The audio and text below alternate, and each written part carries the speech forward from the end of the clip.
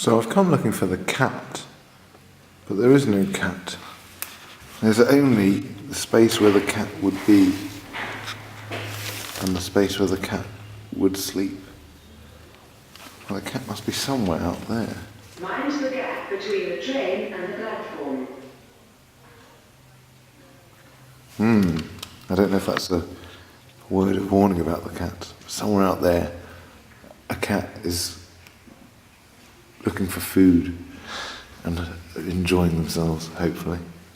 Okay, well, this is going to be a not very interesting film, although it's about municipal spaces, you know, and about why people put up notice boards that tell you about the Todmorden Folk Festival, or an installation of paper sculpture, music and poetry, or the Addams Family, a new musical, or Parents for Poets Befriended, Meet the Team. Please do not park down Central Car Park. Rail fence will ticket your car and you'll be fine.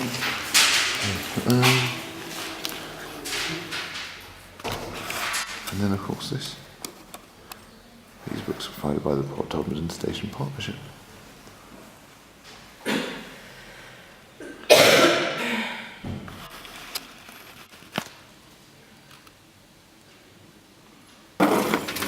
I'll film you making a cup of coffee. Thank you very much. See you later. See you later.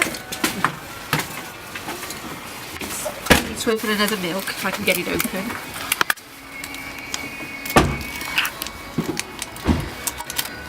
Don't be photographing the chicken hands. The chicken hands, oh God. That's what my kids call my hands. Oh, they are so cheeky. Chicken fingers. Chicken fingers.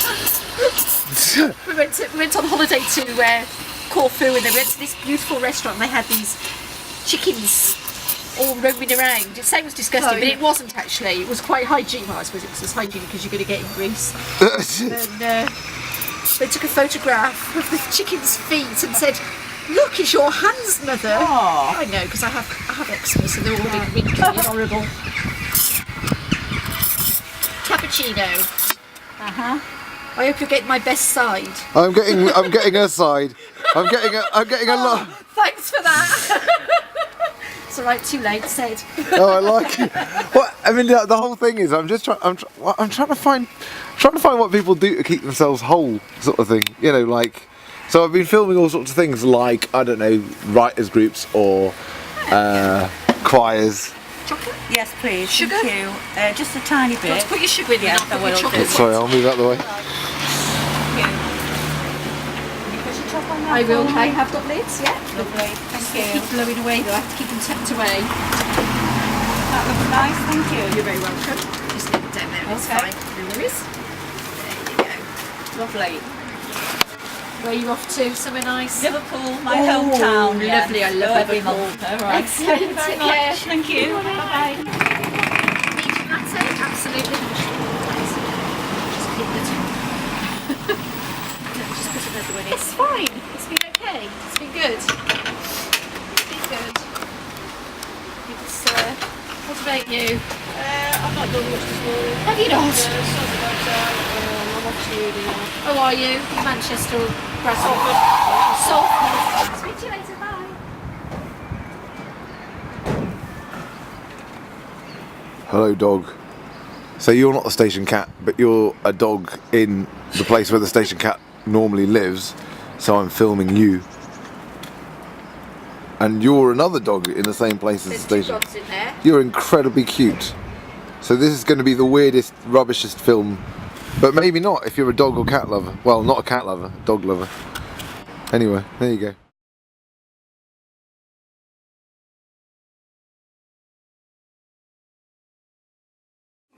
This is a piece by me about walking.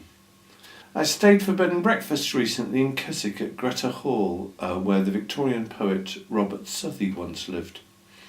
I got chatting to the owner of the house about walking. Her name was Géronyme. She reminded me how the Wordsworth in the early 19th century used to think nothing of the 13-mile walk from Dove Cottage to their romantic friends in Greta Hall. Indeed, she told me Dorothy once went over to Keswick for tea, but found the Southies out and, turning on her heel, walked the 13 miles back home again.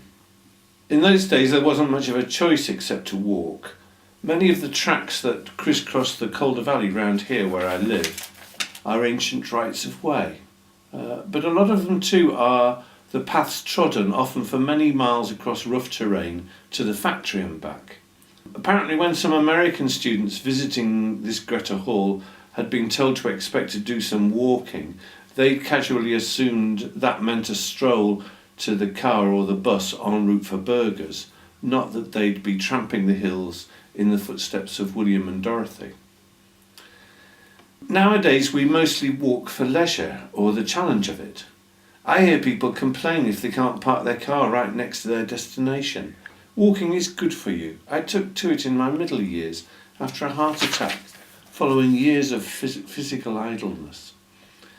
The other day someone told me that when her work as a teacher became more and more stressful, walking saved her life. I knew what she meant, and I used to try to write novels and plays, and a daily walk became a necessary part of my routine. Whatever trivia or profundities, can't read my own writing, whatever trivia or profundities I thought about on my walk, whatever the weather, I would come back refreshed with good ideas to replace bad ones, with fresh insights into myself and my thoughts. Of course, that stuff can be overdone. There's a recent Reese Witherspoon movie called Wild about a woman who does a 1,000-mile trek. Like a lot of movies based on a true story, it felt oddly untrue in some fundamental way. The wildness had somehow been filtered out of the wilderness and out of the woman's character to make it acceptable for its presumed audience. It wasn't as good for the spirit as, say, a good walk. I'm a dedicated walker. At a minimum, once a week, every Tuesday, I walk somewhere with a couple of friends. We get lost, we talk rubbish philosophy, we find our way to a cappuccino to round it off. We feel ourselves in motion to some provisional destination, and our humanity renews itself in us.